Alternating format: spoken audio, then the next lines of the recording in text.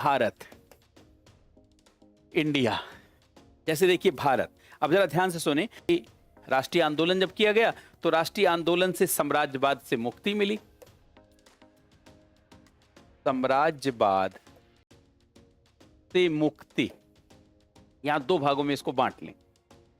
साम्राज्यवाद से मुक्ति, तो साम्राज्यवाद से मुक्ति का मतलब स्वतंत्रता, तो हर प्रकार से स्वतंत्रता, हर प्रकार से स्वतंत्रता, तो हर प्रकार से स्वतंत्रता अर्थात गुट निरपेक्षता। हम किसी भी गुट में नहीं जाएंगे।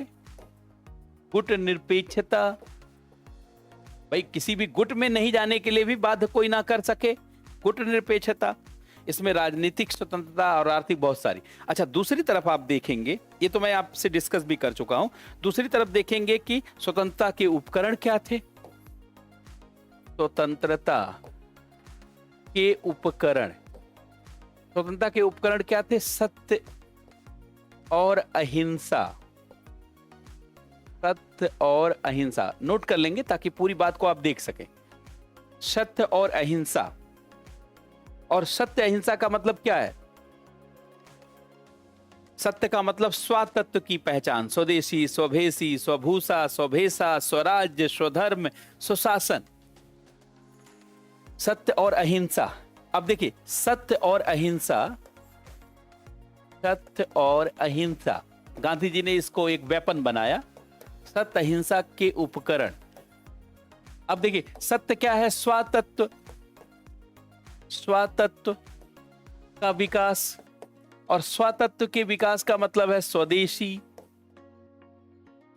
स्वभेशी, स्वभेषा, स्वभूषा, स्वशासन। लेकिन ऐसे बहुत सारी चीज गांधी जी लेकर आए, एक नई चीज। और अहिंसा का मतलब है दूसरे से प्रेम, दूसरे से प्रेम। जब दूसरे से प्रेम करेंगे तो शत्रु पर मानसिक विजय होती है, शत्रु पर मानसिक विजय होती है। वो सोचता है कि भाई मैं तो इससे घृणा कर रहा हूं और ये हमसे ही प्रेम कर रहा, हमसे ही जुड़ा। तो धीरे धीरे जानते हैं एक मन स्थिति बनती है। इसलिए गांधी जी कहते थे हमें पाप से घृणा करना चाहिए, पापी से नहीं। इसका मतलब था, गांधी जी कहते थे हमें अंग्रेजों के बुरे शासन से घृणा करना है, अंग्रेज से नहीं। ब्रिटिश सरकार से घृणा नहीं करना है, उनके तरीके से। जिसके नाते बहुत सारे लोग गांधी जी को ढुलमुल कहते थे।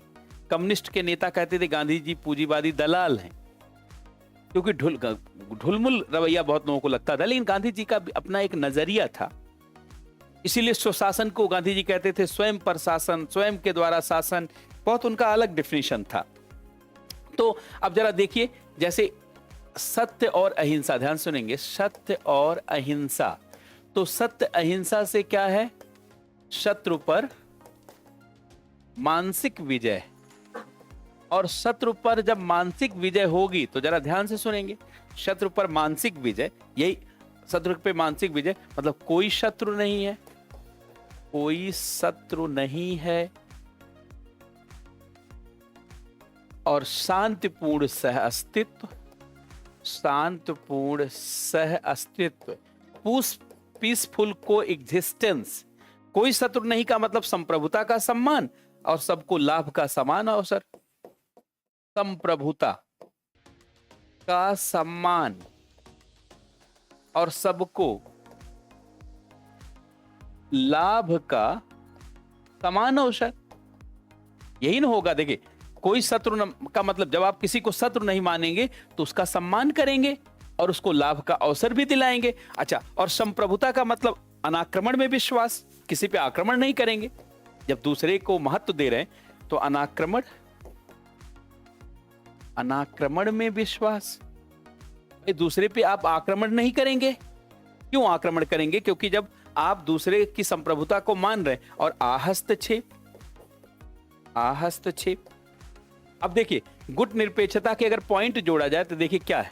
पहला पॉइंट ये है, दूसरा पॉइंट ये है, ये पंचशील के, तीसरा ये है, चौथा ये है,